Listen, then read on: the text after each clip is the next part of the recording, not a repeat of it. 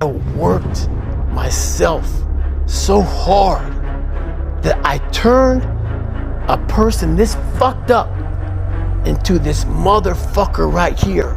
Not off of reading a fucking book off a theorist, off of going to work on myself. You are the Chief Justice of your Supreme Court. The most important conversation you'll ever have is the one you have of yourself, with yourself. And I went to the mirror, and the reflection in it revealed a lot of bad things. A lot of things that I was hiding behind the saggy pants. And I'm looking at myself in the mirror going like, God, dog, dude, you are something else, man. Like, you have created a character. I want to be at the cool guy table. For things to change for you, you got to change. Before I met Mr. Shove, I used to say, I sure hope things will change. Right? That seemed to be my only hope. If it isn't going to change, I'm in serious trouble. And then I discovered it isn't going to change, so I'm in serious trouble. Self-esteem is the deep down inside the skin feeling of your own worth.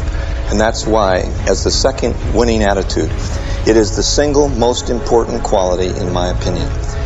It's the internalization of value. Doesn't make any difference what you're doing.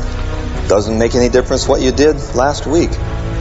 Doesn't make any difference what you're going to do tomorrow. To me, okay, to me, ultimately, martial art means honestly expressing yourself.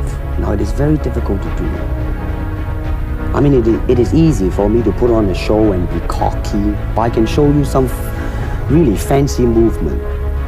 But to express oneself honestly, not lying to oneself, and to express myself honestly, now that, my friend, is very hard to do. And you have to train.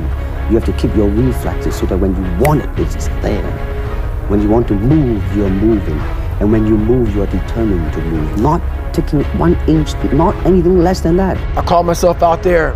I called myself out every which way possible. I didn't call myself out. I was just honest. I was honest. Look at yourself, man. Look at yourself. And it was that day, and a couple of days after that, I just got real with myself. And every day I came home, I called it the accountability mirror. What am I going to do today to change what I see in this mirror? I don't want to live like this anymore. I've had it with lying, and I've had it with being broke. I'm never going to let this happen to me ever again. I promised that day I would work as hard as possible and would always carry plenty. It took me a little while, but now I do.